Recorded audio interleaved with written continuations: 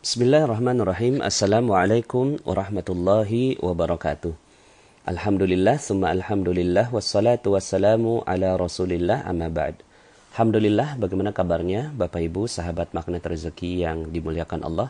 Semoga keberkahan, kejayaan, dan kecintaan dari Allah Subhanahu wa Ta'ala melimpah ruah kepada Anda semua, sehingga menjadikan hari-hari Anda begitu indah, begitu sempurna, dan insya Allah kita siap menyongsong hari-hari ke depan yang jauh lebih cerah, dan insya Allah kita dimatikan dalam keadaan husnul khatimah dan dimasukkan ke dalam surga Allah Subhanahu wa Ta'ala.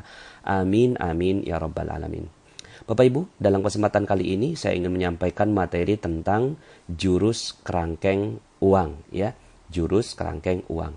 Nah, materi ini penting sekali Bapak Ibu, karena selain dengan beberapa materi-materi tentang magnet rezeki, bagaimana kita menarik rezeki dengan cara Allah Subhanahu wa Ta'ala, dengan cara Al-Quran, kita juga ingin melihat bagaimana Allah Subhanahu wa Ta'ala mengatur bagaimana keuangan itu dirapihkan dengan begitu baik, ya. Karena ada banyak syariat di dalam Islam yang mengatur tentang keuangan, ya. Dan ini yang akan beberapa sesi ke depan saya ingin sharing kepada Anda, ya. Salah satunya adalah bagaimana kita mengkerangkeng uang kita, ya. Jadi bagaimana kita mengkerangkeng uang kita, Bapak Ibu. Nah, kerangkeng uang ini Allah sendiri loh yang mengajarkan di dalam Al-Quran, gitu ya. Jadi Allah meminta kita untuk mengkerangkeng uang, karena uang itu ibarat hewan peliharaan, ya, hewan peliharaan yang buas, Bapak Ibu, ya, yang liar, gitu ya. Jadi kalau seandainya Anda punya hewan peliharaan lalu kemudian nggak dijaga, itu udah pasti hilang, Bapak Ibu, ya. Jadi yang namanya hewan peliharaan, mau apa itu dia, kambing, ayam, ya, kemudian sapi, kalau Anda tidak buat pagarnya, Anda tidak buat kerangkengnya, Anda tidak atur, ya, bagaimana hewan peliharaan itu hidup dan seterusnya, yang terjadi adalah hewan itu kabur dan hilang. Yang sering terjadi pada kita kebanyakannya adalah karena selain dia tidak menjadi magnet bagi rezeki, ya, dia juga bukannya rezeki itu terkumpul malah hilang, gitu ya. Makanya banyak di antara kita, kok uang saya nggak kekumpul ya, gitu ya, kok rezeki saya ini kok nggak kelihatan bentuknya ya, karena bisa jadi kita tidak mengkerangkeng uang kita, ya. Maka hukum kerangkeng uang di dalam Al-Quran sedikitnya saya nukilkan dalam 2 ayat, ya. Dalam 2 ayat Allah Subhanahu wa Ta'ala itu berfirman dalam surat Al-Furqan ayat 67, ya. Bunyinya demikian, ini ketika menjelaskan tentang ciri-ciri ibadur rahman atau hamba-hamba Allah yang maha kasih, ya. Di dalam ayat yang ke-67-nya disebutkan cirinya, auzubillahi minasyaitonirrajim, walladzina idza anfaqu lam yusrifu wa lam yaqturu wa kana baina dzalika qawama. Dan orang-orang yang apabila membelanjakan harta, mereka tidak berlebih-lebihan dan tidak pula kikir, ya. Dan adalah pembelanjaan itu di tengah-tengah antara yang demikian itu, ya. Artinya apa? Allah menginginkan agar kita ini betul-betul smart, cerdas dalam urusan harta, ya. Jadi Islam nggak melulu, ya, berbicara tentang kita masuk surga, alam barzah, alam mahsyar, enggak. Tapi Islam juga mengatur bagaimana keuangan itu dirapihkan, gitu ya. Jadi Allah menginginkan kita ini tidak berlebih-lebihan dalam membelanjakan harta. Kenyataannya di lapangan ada banyak sekali orang yang berlebihan di dalam membelanjakan hartanya. Bahkan di dalam ayat yang lain, dalam surat Al-Isra, ya, dalam surat Al-Isra itu Allah mengancam, ya, akan menghancurkan rezeki bagi mereka-mereka yang punya ciri ini, Bapak Ibu. Jadi hati-hati kalau seandainya Anda udah melakukan semua apa-apa yang saya sampaikan dalam audio saya nomor 1 sampai nomor 22. Kayaknya hidup udah bagus banget, udah rapi, betul ya. Kita coba ya, walaupun saatnya, kalaupun belum rapi, Anda mengalami detox rezeki, gitu ya. Dalam rezeki Anda, oke, nggak apa-apa, sabar aja. Sedang proses detox kok, begitu ya. Nah, mungkin dalam proses detox yang perlu Anda lakukan adalah selain dosa-dosa Anda, ya, dosa-dosa kita semua. Saya juga punya banyak dosa Bapak Ibu ya. Selain dosa-dosa yang kita lakukan, seperti yang saya sampaikan dalam materi perisai rezeki, kita juga perlu melihat faktor-faktor yang lain. Jangan-jangan ketika kita menggunakan harta kita, itu kita berteman dengan energi tidak baik, yaitu syaitan gitu ya. Allah sendiri yang di dalam Al-Quran menyebutkan dalam surat Al-Isra ayat 27, innal mubadzirina kanu ikhwana syayatin wa kana syaitanu lirabbihi kafura. Sesungguhnya pemboros-pemboros itu adalah saudara-saudaranya syaitan gitu ya. Jadi pemboros-pemboros itu saudaranya syaitan. Nah, bisa jadi nih ya, kita udah jadi magnet rezeki tapi malah hilang semua rezekinya. Karena ternyata kita menjadi orang-orang yang mubazir. Karena orang-orang yang mubazir ini, pemboros-pemboros ini, kanu ikhwana syayatin, saudara. Artinya saudara ini ikhwana syayatin. Dekat sekali Bapak Ibu ya. Jadi Allah menggambarkan tentang ikhwan ya. Di dalam Al-Quran itu, innamal mu'minuna ikhwatun. Ya, sesungguhnya orang-orang yang beriman itu saling bersaudara. Lah, itu orang-orang yang beriman disebut saling bersaudara, artinya dekat sekali. Tapi orang-orang yang mubazir itu saudaranya sama setan gitu. Masya Allah kan Bapak Ibu ya. Jadi ternyata ya kan rezeki itu energi baik. Hanya bisa datang kepada yang energinya baik. Ketika gitu ya, kitanya ini sebagai temannya setan, setan ini energi yang gak baik gitu ya. Maka rezeki itu akan hilang juga dengan sendirinya. Jadi kita mencoba berusaha menjadi magnet rezeki dengan amalan-amalan yang kita lakukan lah gitu ya. Dengan berbagai macam amalan gitu ya. Yang sudah saya sampaikan dalam materi-materi sebelumnya. Tapi kemudian tiba-tiba kita mengusir semua rezeki itu dengan sifat pemboros Bapak Ibu. Dengan mubazir gitu ya. Innal wa kana syaitanu lirabbihi kafura. Sesungguhnya syaitan itu sangat ingkar kepada Tuhannya ya. Jadi Allah nggak suka banget. Ketika Allah nggak suka sama syaitan, berarti Allah nggak suka sama temannya setan. Siapa temannya setan? Para orang-orang yang mubazir. Nah, sebelumnya itu dalam ayat yang sebelumnya itu Allah sebutkan gitu ya. Kenapa sih Allah sebutkan tentang pemboros ini? Karena kadang-kadang begini Bapak Ibu, kita ini nggak adil dalam menempatkan rezeki. Yang sepatutnya kita tidak keluarkan, kita keluarkan. Yang sepatutnya kita tahan, gitu ya, tidak kita tahan. Gitu. Misalnya, masuk ke masjid, 50.000 itu kerasanya gede banget. Ya, masuk ke masjid, itu 50.000 kerasanya gede banget. 100.000 kerasanya gede banget. Tapi kalau masuk ke restoran, gitu ya, 170.000, 180.000, 200.000, makan bertiga, rasanya kayaknya oke-oke aja begitu. Nah, ini sesuatu yang nggak pantas Bapak Ibu. Ya. Dan akhirnya pola hidup seperti ini yang membuat kita jadi hilang rezekinya. Di dalam ayat Al-Quran disebutkan di ayat yang sebelumnya. Jadi sengaja saya baca yang 27 lalu kemudian 26. Wa atizal qurba haqqahu wal miskin wabnas sabil. Tuh, ya. Dan berikanlah kepada keluarga-keluarga yang dekat akan haknya kepada orang miskin dan orang yang dalam perjalanan. Begitu. Baru kemudian Allah sebutkan wala tubadzir tabdzira. Dan janganlah kamu menghambur-hamburkan hartamu secara boros. Baru kemudian Allah katakan innal mubadzirina kanu ikhwana syayatin. Artinya apa?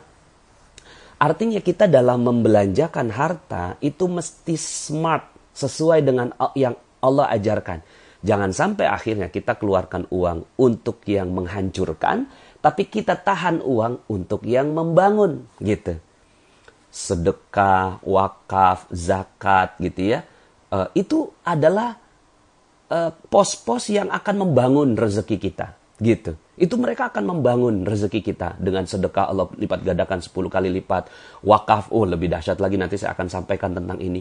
Lalu kemudian zakat itu akan mensucikan dan mengembangkan gitu kan. Tapi untuk yang seperti ini pos-posnya itu kita tuh ya ragu-ragu gitu. Kalaupun nggak ragu-ragu ngerasanya berat banget gitu ngeluarinnya. Sementara untuk di sisi lain kebutuhan yang ternyata itu malah menghancurkan seluruh kehidupan kita, kita kok gampang banget keluar gitu loh. Kita gampang banget keluar gitu. Datang ke mall, masuk ke mall gitu kan, terus kemudian kita bingung. Pas nyampe rumah, loh kenapa ini barang saya beli ya? Gitu. Ya, kenapa barang ini saya beli ya? Kalap gitu. Kalap. Nggak ngerti kenapa, karena ada berbagai macam ilmu yang diterapkan oleh yang ada di pasar begitu ya, makanya disebut pasar itu banyak syaitannya di dalam pasar gitu ya. Lalu kemudian kita kalap ngambil yang dipasang bukan harga lagi gitu kan. Baju new arrival atau new arrival ya, datang baru gitu kan, Rp 300.000, enggak Bapak Ibu, tapi di situ sebut new arrival, diskon 70% gitu. Akhirnya kita kalap ngelihat diskonnya 70%, padahal harganya udah dinaikkan, lalu kemudian dibikin diskon. Nah akhirnya dengan seperti ini uang kita habis. Dan ini bukan cuma sekedar pelajaran manajemen, tapi pelajaran rezeki Bapak Ibu. Ketika kita tidak mampu mengelola yang seperti ini, maka akhir yang terjadi adalah kita nggak balance dalam mengelola rezeki kita. Ya, oke, jadi saya sampaikan bahwa ada dalilnya dan kuat sekali di dalam Al-Quran agar kita mengkerangkeng uang kita. Nah, sekarang saya akan jelaskan tentang 10 hukum kerangkeng uang. Ini saya bersyukur sekali saya dapatkan inspirasi ini dari guru saya, Ustadz Samsul Arifin, yang menyampaikan tentang materi ini. Ya, oke Bapak Ibu, siap ya? Ada 10 hukum dari kerangkeng uang. Ya, bahwa Anda harus menggunakan 10 poin ini untuk membuat rezeki Anda terjaga. Ya, sekali lagi, bahwa rezeki itu seperti hewan peliharaan, kalau nggak dijaga, dia hilang. Yang pertama, ketika Anda datang ke mall, ke pasar, ke keramaian, dan seterusnya, ya, maka Anda biasanya tertarik untuk membeli segala sesuatu. Dan para produsen biasanya menggunakan ilmu yang namanya hypno-selling. Dia menghipnosis Anda, ya, menghipnosis Anda sampai akhirnya Anda kalap, ya, terhipnosis, dan akhirnya Anda membeli barang itu padahal ternyata barang itu nggak dibutuhkan. Maka untuk memecahkan sihir itu, memecahkan sihir dari pasar itu, ya, Anda harus memecahkan Bapak Ibu. Itu hipnosis namanya. Itu hipnosis, hypno-selling Bapak Ibu. Hancurkan. Dengan apa dihancurkannya? Dengan 10 pertanyaan utama. Setiap Anda mau membelanjakan segala sesuatu, Anda harus tanyakan 10 hal ini. Yang pertama, apakah sudah ada rencananya? Gitu.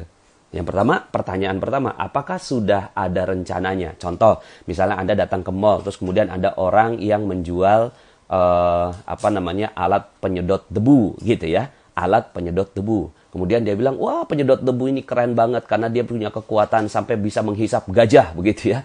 Misalnya gitu. Terus kemudian dia berikan, oh ini kok gampang kok ini bisa dibayar cicil gitu ya. Terus kemudian, oh ini ada diskonnya, ada ini dan seterusnya. Kemudian akhirnya Anda terpengaruh. Langsung tanyakan yang pertama. Apakah sudah ada rencananya? Kalau belum ada rencananya, langsung Bapak Ibu pecahkan sihirnya, gitu kan? Pecahkan sihirnya, langsung jangan dibeli Bapak Ibu, ya. Apakah sudah ada rencananya? Belum ada kok rencananya, gitu ya. Anda belum pernah merencanakan bahwa Anda membeli penyedot debu, gitu ya. Kecuali kalau Anda sudah rencanakan, gitu ya.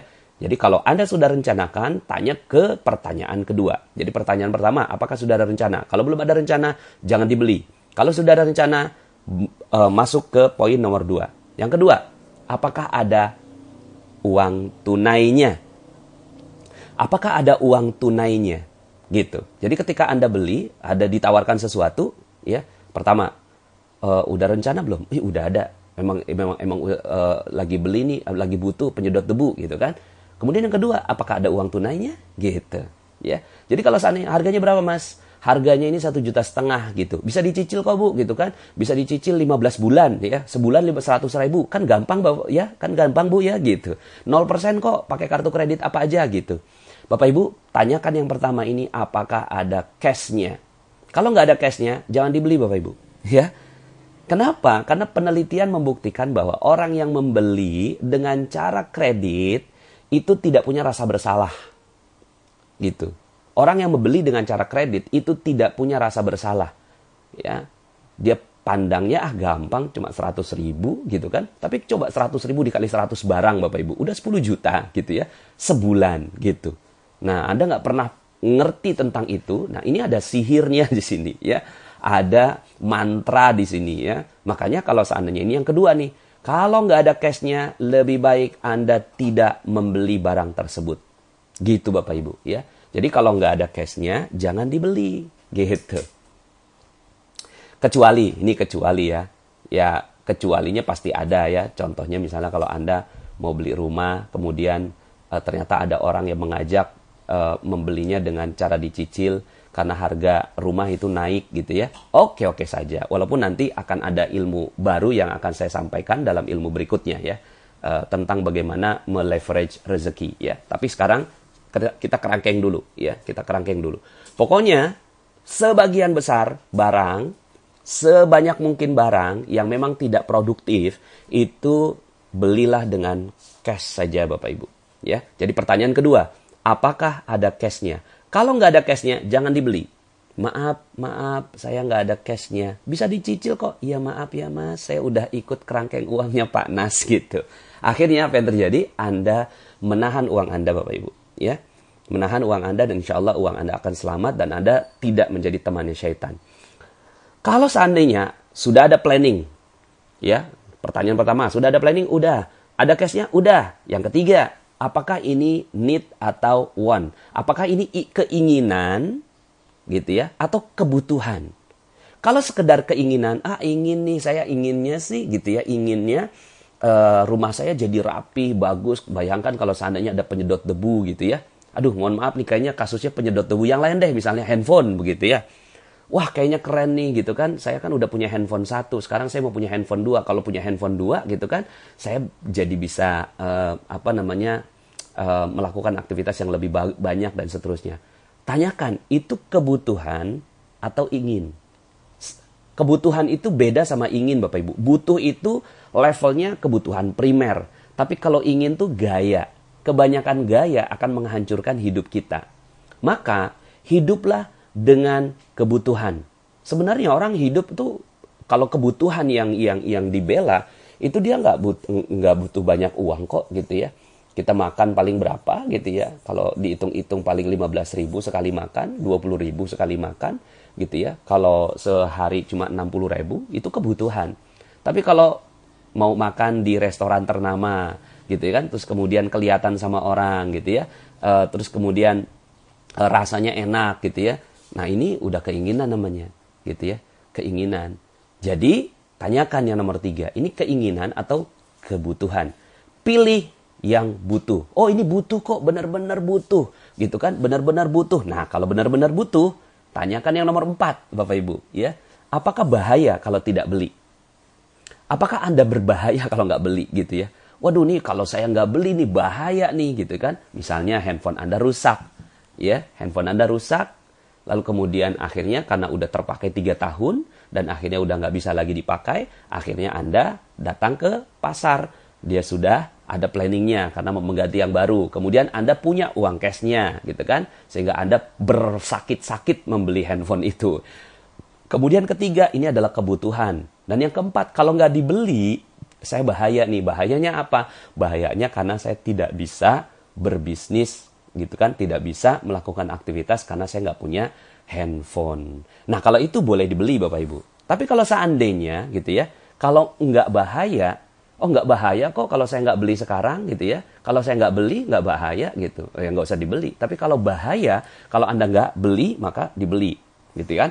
Kemudian yang kelima Bapak Ibu, iya nih kalau saya nggak beli bahaya nih. Tanyakan yang nomor 5 Bapak Ibu. Pertanyaan nomor 5. Apakah ada produk atau jasa pengganti yang lebih ekonomis? Gitu. Jadi Anda berpikir mulai nomor 5 ini adalah barang yang lebih murah, gitu ya. Apakah ada yang lebih ekonomis, gitu ya. Tentunya yang namanya murah relatif ya, gitu kan. Murah tuh relatif. Ada misalnya barang yang sepatu misalnya, gitu kan. Oh ini murah nih, cuma 125.000, tapi cuma dipakai 6 bulan. Tapi ada sepatu yang harganya gitu ya 500.000, tapi dipakainya 4 tahun. Nah berarti lebih, silakan dipilih-pilih gitu kan. Yang mana yang lebih ekonomis? Yang nomor 5 gitu kan. Apakah ada yang jauh lebih ekonomis? Oke, ternyata ini sudah ekonomis gitu kan. Nomor 6 gitu kan. Apakah ada cara lain yang lebih ekonomis gitu? Ada nggak cara lain yang lebih ekonomis gitu Bapak Ibu? Mungkin dengan barter, Anda membarter dengan kemampuan Anda, usaha Anda gitu kan. Terus kemudian akhirnya usaha Anda laku dan akhirnya Anda mendapatkan sepatu yang tadinya harusnya Anda beli dengan harga 500.000 gitu kan. Tapi ternyata karena Anda membarter dengan usaha Anda akhirnya bisa dapat diskonnya. Begitu ya Bapak Ibu ya. Jadi cara lain yang lebih ekonomis. Ada nggak cara lain? Yang ketujuh ya. Oke, ini ada cara lain gitu kan. Tanyakan nomor 7 Bapak Ibu. Bisa ditunda nggak gitu? Bisa ditunda nggak? Pikirin gitu kan. Apakah ini bisa ditunda? Kayaknya masih bisa nih ditunda gitu kan. Seminggu lagi, ya, 2 minggu lagi, 1 bulan lagi, ya, 2 bulan lagi. Tunda Bapak Ibu. Kalau memang masih bisa ditunda, tunda. Kecuali kalau memang tidak bisa ditunda. Ini kayaknya saya berbahaya kalau nggak beli alat ini. Kemudian ini udah sangat-sangat ekonomis. Caranya juga udah paling ekonomis. Dan udah nggak bisa ditunda. Silakan dibeli. Gitu. Tapi kalau enggak, jangan dibeli. Nomor 8. Ya. Dan ini yang paling penting Bapak Ibu. Yang paling penting nomor 8 ini. Gitu ya. Apakah bisa menghasilkan more money setelah pengeluaran ini? Apakah bisa menghasilkan uang lebih setelah pengeluaran ini? Ini yang harus Anda pikirkan. Nah, ini mengajak orang berpikir produktif, bukan berpikir konsumtif, gitu ya. Kalau saya beli barang ini, maka apakah hidup saya jadi jauh lebih produktif? Contoh misalnya, ya, beli motor, gitu ya. Beli motor ternyata Anda berpayah-payah gitu kan, naik angkot sampai akhirnya Anda bisa ngumpulin uang gitu kan. Lalu kemudian akhirnya gitu ya, pas Anda mau beli motor, ini saya beli motor ini dan setelah beli motor bisa kok gitu kan menghasilkan uang lebih dari pengeluaran ini. Nah, kalau memang nomor 8 ini memenuhi kriteria Anda, maka gitu kan belilah barang yang produktif Bapak Ibu. Termasuk yang produktif misalnya ya, apakah kalau seandainya beli AC gitu ya, jauh lebih produktif, bangun lebih segar. Ya kalau memang itu kebutuhan Anda, it's okay. Maka setiap orang kebutuhannya berbeda. Ada yang butuh AC, ada yang butuh cuma kipas angin gitu kan. Tapi yang jelas, apakah kipas angin itu gitu ya lebih produktif gitu, menghasilkan more money atau menghasilkan lebih banyak sakit? Misalnya orang yang sudah terbiasa hidup di AC, kemudian ternyata dia beli kipas angin untuk menghemat, malah ternyata setelah itu sakit. Nah ini malah jadi nggak bagus juga. Artinya apa? Artinya setiap orang punya gaya hidup dan pola hidup berbeda. Cuma pertanyaannya tetap sama. Apakah bisa menghasilkan more money? Gitu kan? Uang lebih setelah pengeluaran itu. Ya. Kemudian yang ke-9. Apakah memberikan manfaat yang permanen atau sesaat gitu? Ini manfaatnya permanen atau cuma sesaat gitu? Kalau seandainya sesaat, tinggalkan Bapak Ibu. Tinggalkan gitu ya. Dia udah, kita udah suka banget sama yang namanya permen gitu kan. Permen di pinggir jalan, lollipop gitu ya. Terus kemudian kita tanya nih, udah ada planningnya nggak? Udah, emang saya datang pengen beli lollipop. Ada cashnya nggak? Ada, uangnya cukup. Kemudian yang ketiga, need atau want? Iya nih kebutuhan nih, anak pengen lollipop gitu kan. Kemudian bahaya nggak gitu kan? Bahaya, anak nangis gitu kan. Gitu kalau nggak beli. Kemudian ada nggak yang lebih ekonomis? Enggak, ini udah lebih ekonomis. Cara lain lebih ekonomis? Nggak ada, udah ini aja gitu kan. Bisa ditunda nggak? Nggak bisa ditunda, anak nangis gitu ya. Kemudian bisa menghasilkan more money nggak? Ya bisa, misalnya kalau anak tenang gitu kan, kita bisa lebih produktif. Nah pertanyaan ke-9, ini permanen atau sesaat gitu. Nah kalau permanen silahkan dibeli, tapi kalau sesaat jangan dibeli Bapak Ibu. Misalnya ya ternyata permen itu berbahaya untuk kesehatan anak kita gitu ya. Wah ini manfaatnya sesaat nih gitu ya. Tapi malah setelah itu akhirnya kita malah jadi direpotkan dengan sakitnya anak kita. Tinggalkan Bapak Ibu. Barang-barang berbahaya seperti jajanan-jajanan yang menggunakan boraks ya, kemudian yang yang ya seperti itulah, zat-zat kimia dan seterusnya, itu lebih baik ditinggalkan Bapak Ibu ya. Nah, kemudian yang ke-10 gitu kan. Yang ke-10 Bapak Ibu, jangan bawa cash gitu ya. Jangan bawa cash. Kemana-mana uang di dompet itu ya sedikit sekali ya. Hanya untuk cukup transport gitu ya. Terus uang cashnya di mana? Uang cashnya nggak apa-apa di ATM ya. Nggak apa-apa juga di ATM. Ya, cuma Anda dirapotkan untuk setiap beli gitu kan, setiap beli segala sesuatu Anda harus pergi ke ATM. Nggak apa-apa. Dipersulit untuk mendapatkan uang gitu ya. Jadi Anda berpayah-payah. Jadi kalau seandainya Anda sampai ke yang ke-10 ini udah semuanya butuh, terus kemudian uang cashnya nggak ada. Ya udah nanti saya ambil ke ATM dulu. Akhirnya memang membutuhkan effort. Kalau Anda sepanjang perjalanan ke ATM itu sihir hypnosilingnya hilang gitu kan, akhirnya Anda nggak jadi beli gitu ya Bapak Ibu ya. Nah, jadi Bapak Ibu ini adalah 10 hukum kerangkeng uang. Yang perlu Anda lakukan adalah catat kembali ya, catat kembali ini, kemudian tulis di kertas Anda, masukkan dalam dompet Bapak Ibu ya, dilaminating gitu ya. Dilaminating, masukin dompet. Setiap membeli sesuatu, kemudian Anda baca. 1. Apakah sudah ada planningnya? 2. Apakah ada cash-nya? 3. Apakah ini kebutuhan atau hanya sekedar keinginan? Ya. Yang keempat, apakah bahaya kalau tidak beli? Yang kelima, apakah ada produk atau jasa pengganti yang lebih ekonomis? Yang keenam, apakah ada cara lain yang lebih ekonomis? Yang ketujuh, apakah bisa ditunda? Yang kedelapan, apa bisa menghasilkan uang lebih setelah pengeluaran ini? Yang kesembilan, apakah memberikan manfaat permanen atau hanya sesaat? Yang kesepuluh, jangan bawa uang cash. Catat ulang, tulis, diketik yang rapi, bikin kecil seperti KTP, laminating, dan itu menjadi identitas Anda. Dan niatkan ketika Anda mengamalkan ilmu ini agar Anda tidak menjadi temannya syaitan Bapak Ibu ya. Bahwa semua barang-barang yang masuk ke dalam rumah Anda benar-benar barang yang dibutuhkan. Bukan hanya sekedar keinginan dan kemudian Anda kaget. Loh kok kenapa barang-barang yang ada di rumah saya ini sebagian besar nggak dibutuhkan. Artinya sudah masuk unsur syaitan di dalam rezeki Anda. Ya, nah Bapak Ibu, mudah-mudahan ilmu ini bermanfaat dan Anda semua menjadi magnet rezeki yang dahsyat. Sekian dari saya, sampai jumpa dalam audio-audio berikutnya. Saya Nasrullah, undur diri. Assalamualaikum warahmatullahi wabarakatuh.